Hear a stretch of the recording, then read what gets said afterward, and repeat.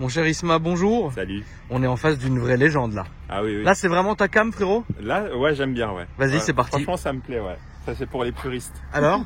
Ceux qui aiment BMW, M3 E36 en phase 2, moteur 3 litres 2, boîte de vitesse à 6 rapports. Bon, la sixième, elle servait pas à grand chose, mais bon, elle est là. C'est pour dire qu'il y avait 6 vitesses. Bon, après, en 96, c'était bien. Oui. C'est vraiment une voiture mythique. Oui. T'en as eu une? J'en ai une, ouais. Tu peux nous raconter l'histoire de ton regret, frérot? Oui, c'est une voiture que j'avais achetée en 2007. Et je ne l'ai pas gardée très longtemps puisqu'elle avait 230 000 au compteur, mais c'était une française, origine Pozzi, avec tout le suivi d'entretien chez BMW. Je l'avais revendue à un pilote chez BMW qui était dans le sud de la France de mémoire.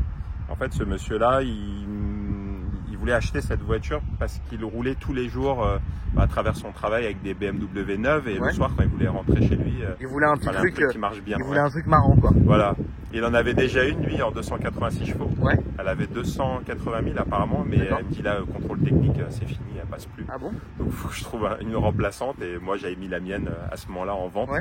Et c'est un truc que j'avais vu du vendre dans les 10 000 euros. Et aujourd'hui, ça vaut? Plus dans les 30 000 l'équivalent, je pense, oui. Donc c'est vraiment une voiture qui n'a pas pris de décote, justement. Non, qui prend de Toi, la valeur. le maître de la décote. Non, ne me dis pas ça. Les gens vont pas vouloir acheter chez moi. Non, non, jamais, frérot. Non, je déconne. Mais oui, alors alors cette voiture-là aussi, elle a une particularité, c'est qu'elle n'avait pas du tout d'assistance à part l'ABS. Oui. Bon, il y avait l'airbag au cas où quand même. Mais elle a que l'ABS, il n'y a pas de SP, il n'y a pas d'anti-patinage. Et en fait, j'ai aussi en mémoire, et puis c'était une des raisons pour laquelle j'avais vendu la mienne, c'est que j'ai failli me ramasser la gueule. Ouais. C'est ça qui est bon. Il pleuvait un petit peu, mais c'était très léger. Ouais, c'est très fin. Et une intersection en T, donc j'arrive un peu vite, je passe la deuxième, je mets les gaz. Bah oui, mais toi aussi, frérot. Donc elle part en travers, et j'étais tellement fier de mon truc, et en fait je m'attendais pas à ce que la voiture parte dans l'autre sens. D'accord. Et c'était le long des quais de Seine d'Argenteuil, pour ceux qui connaissent. Et en fait je me suis retrouvé face à la Seine, et puis j'ai une barrière qui m'a arrêté. C'est beau. Oui. J'ai caressé la barrière, mais je l'ai à peine égratigné la voiture. Bon. Du coup, après, j'ai décidé de séparer. Pour moi, ça, c'est la vraie M3. Oui, la vraie, oui. Ça, c'est la vraie M3. À l'époque, bon, moi, j'ai jamais eu ce modèle-là. C'est une 96, c'est ça? Oui, celle-ci est de 96. Celle-ci est de 96 phase 2. Pour moi, c'est vraiment la vraie M3. Oui. Jaune, tu sais. Ah, en jaune, ouais, jaune poussin. Jaune magnifique. Mais celle-là, évidemment, très très jolie. Alors on va faire le tour, c'est la première de la chaîne les amis, donc c'était très important et je remercie Isma de nous faire laisser. En plus c'est toi qui vas conduire, Fraude, ta conduite légendaire. Je vais conduire calmement. Alors les jantes de la 3 litres 2, c'est celle de la phase 2 du moins. Donc les jantes de... Elle est toute d'origine. Oui, toute d'origine, oui. En fait par rapport à une E36 normale, c'est vraiment la M3 où il n'y a pas eu de kit bodybuildé, tu sais, les carrosseries un petit peu larges. Celle-ci est restée strictement d'origine avec juste des pare-chocs un petit peu plus larges et les rétroviseurs en forme de goutte d'eau. Les fameux rétro M3. C'est ça, les rétro M3 qui ont été utilisés. À mauvais escient, à tort et à travers. Ouais, attends, j'ai une Saxo, je vais mettre des rétros de M3. Je respecte les utilisateurs de Saxo, mais on ne mettait pas des rétros de M3. Avec le pot, t'en as un qui dépasse. Oui. La première fois que j'avais vu ça, ça m'avait perturbé. C'était il y a très longtemps. Je ne connaissais pas le concept, mais je ne comprenais pas pourquoi le pot était décalé un plus long que l'autre. Toi, tu roulerais ça, Isma, tous les jours ou non? Non, ou pas tu tous peux les jours. Tu peux plus? Alors, je n'ai jamais pu réellement, mais le truc, ce qu'il faut savoir quand même, c'est que bon, c'est une voiture qui a quand même du couple, c'est un 3 litres 2. Ça marche bien, hein. J'ai fait le tour de la zone tout seul là. Oui. Je me suis échappé avec, ça marche bien. Hein. Ça fait 321 chevaux. D'ailleurs, c'est le temps idéal pour l'essayer là au calme. Exactement. Pour être tranquille, vu qu'il n'y a pas d'assistance. Mais la pédale d'embrayage, elle est très dure. C'est très dur de passer les vitesses là-dessus. C'est physique, hein, mine de rien. C'est fatigant. Oui, c'est fatigant à conduire. Mais c'est tellement légendaire en fait, c'est tellement mythique. Voilà, ça fait plaisir en fait. C'est agréable, on prend énormément de plaisir. Oui. Tu peux ouvrir le capot, mon frérot, s'il te plaît? Donc ça, c'est les fameux rétro M3, hein, les amis, comme ça. Et d'ailleurs, la visibilité dedans est pas très folle. Parce que les rétros sont très petits, comparé par exemple à ma main, vous voyez. Donc quand vous êtes dedans, vous avez une visibilité un peu chevaleresque. Mais bon.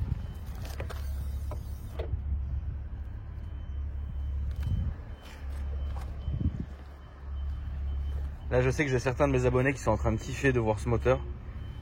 C'est quand même légendaire. Hein. Tu préfères ça ou le 46 ? Non, je préfère celle-là. Ouais. Oui, moi, je sais pas. Bah, celle-là, en fait, pour l'époque, hein, c'est celle où déjà elle n'a pas de turbo, c'est un moteur atmosphérique. Oui. Et qui a un rendement quand même totalement exceptionnel. Hein, une motorisation de 3 litres ça marche vraiment bien. Qui dégage 321 chevaux. Bah, c'est quand même quelque chose. Ouais, ça marche vraiment bien. Et puis ça marche bien, oui. Ouais, c'est une voiture qui est mythique. T'en as beaucoup vendu dans ta carrière comme ça des M3, frérot Non, j'en ai pas vendu beaucoup. Bon, alors ce qui fait peur maintenant, c'est quand même, on est en 2020, donc du coup les intérieurs là, c'est déjà BM, ils sont pas trop au goût du jour là, mais là vraiment là, ça prend une clacasse quoi. Mais par contre, les amis, tout ça est en vrai cuir, hein, et ça n'a rien à voir la qualité avec même ma M3 par exemple d'aujourd'hui. Là, tu sens que c'est des vrais intérieurs qui sont faits pour durer quoi. Alors le volant, il est insolent, mais bon, à l'époque, c'était comme ça. Le compteur est comme ça, les amis. Et puis moi, ce que je trouve dingue, c'est vraiment ces sièges, quoi. Les sièges sont dingues. Ouais, les sièges baquets de la M3. Ouais, les sièges sont ouf, ouais. Uniquement sur les coupés, parce que sur les berlines, c'était pas ces sièges-là, ni sur les cabriolets. Et typique, ouais, c'est les sièges qu'ils appellent les sièges Cobra. Je trouve ça vraiment très joli, puis Cobra à mon avis, puisque ça rappelle, voilà. Ça rappelle le Cobra. Bon bah, très bien.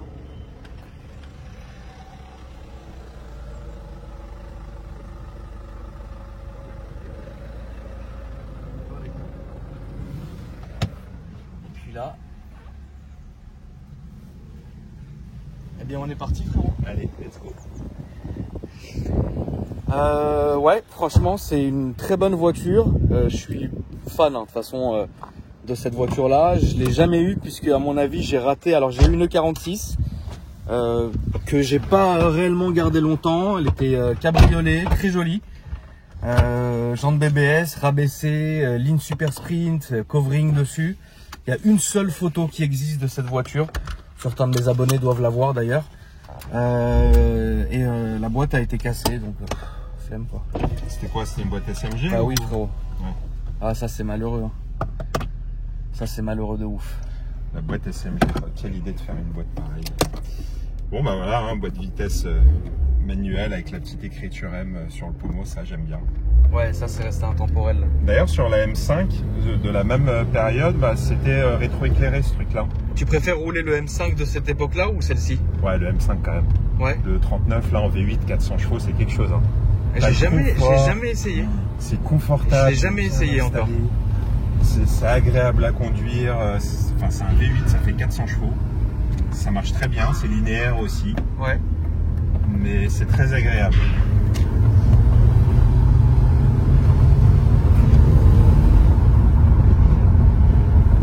En fait, sur une M3, bah, E36, encore une fois, hein, de l'époque. Ça te va tellement bien ici, ouais, je te jure. Ouais. Le daron Couture, frérot. J'ai oublié de chapeler. Ouais, qui va boire un petit thé. Faut rejoindre les copains au salon. C'est ça. Et en fait, il n'y a pas de grosse différence par rapport à une E36 classique, mis à part les aiguilles qui sont en rouge. Oui. L'écriture M au milieu. Puis le gros volant avec l'écriture M encore une fois ici, mais merde. Ça fait ça quand c'est neuf. C'est pas grave, ça fait ça quand c'est neuf. Sinon les commandes de la clim auto aussi en bizone, c'était bien de l'avoir en clim auto, parce que t'as les tirettes aussi, c'est plus joli comme ça esthétiquement. Avec l'autoradio à l'ancienne. Allez, elle est dure, hein, Si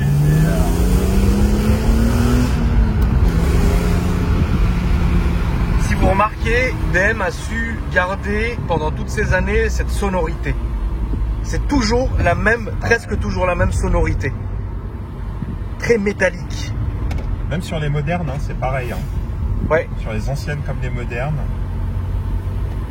Mais et puis du fait que ce soit une propulsion, ça on le ressent aussi chez Mercedes. Le lancer, en fait, le démarrage, quand tu mets la première, tu vas lancer. En fait, tu as l'impression que tu as chez Mercedes, même chez Mercedes, ouais, comme chez BMW, oui. En fait, soit une propulsion, tu as l'impression qu'il y a une sorte de temps de réaction. En fait, quand tu passes la première, tu commences à lancer la voiture.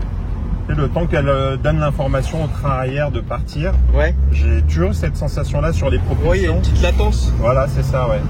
Chez BM et chez Mercedes, ouais. J'ai ce même ressenti là.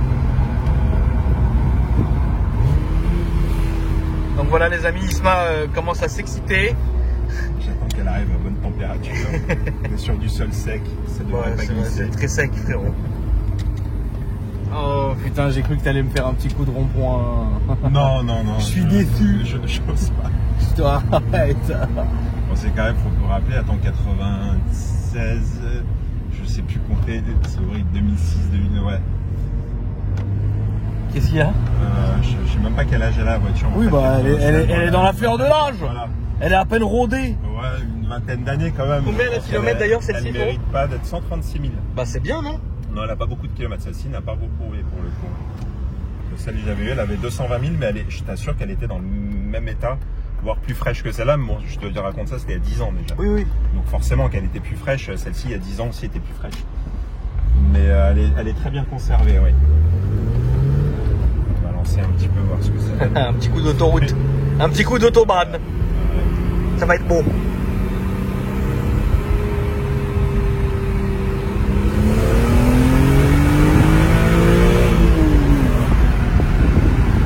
Ah, c'est quand même brutal, hein. C'est quand même radical, hein, quand même. Tu te manges bien les à-coups, hein. Tu sens, ouais. Tu veux que je remonte ou... Oui, ça va. Ouais. Les gens entendent un peu la sonorité, en fait. Ouais. Mais c'est vrai que c'est brutal.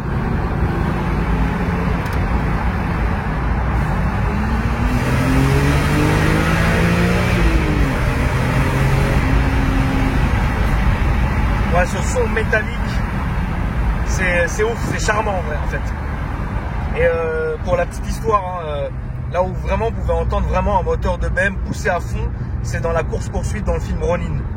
Tu l'as déjà vu, Baba? Non, j'ai pas vu, non. Mais je vais regarder. Je vais regarder, ça m'intéresse. Et ouais, il y a une belle poursuite à un moment donné. Je pense que de mémoire, c'est un série 5 du Seigneur. Et putain, qu'est-ce qu'il lui met? Là, franchement, Isma, dernière question, mon frérot. Oui.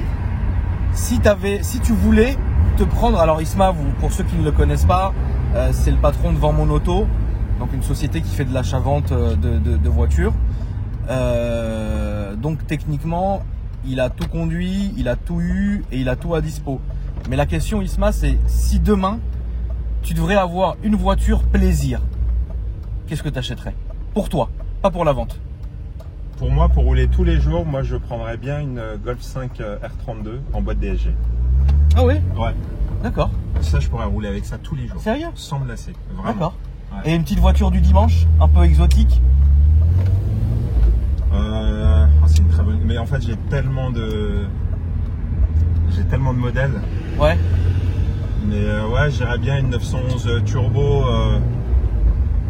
Bon, après, forcément, il faut casser la tirelire, mais franchement, une 911 turbo pour vraiment pour kiffer. Kifferais quoi. Ouais. D'accord. Avec une petite boîte PDK, ouais. Franchement, Porsche, mais ils sont tellement bons en même Porsche, temps. bien sûr. Ouais. Alors Porsche en fait sont tellement bons qu'aujourd'hui ils n'ont plus rien à prouver et c'est ça la difficulté que je vais retrouver moi notamment sur mes vidéos. Ouais. Quand je présente des Porsche, je sais que ça ne marchera pas. C'est incroyable. En fait les gens ils savent tellement, ils sont sûrs que Porsche est tellement ouf, c'est tellement parfait, c'est tellement entre guillemets voilà abouti qu'ils se disent bon vas-y ok encore une Porsche c'est bon on a compris tu vois. Alors que dans la majorité d'ailleurs des autres marques, il faut toujours prouver quelque chose avec la voiture etc. Bon. Mais en tout cas, ouais, ça c'est vraiment une très belle voiture. Maintenant, je pense pas que moi j'aimerais en avoir une, mais si j'avais, si dans ma tête je me disais putain attends il faut que j'ai toutes les M3, tu vois. Ouais. Ça serait mythique. Mais c'est vrai qu'à conduire tous les jours, non, c'est trop dur. Voilà pour rouler tous les jours, non.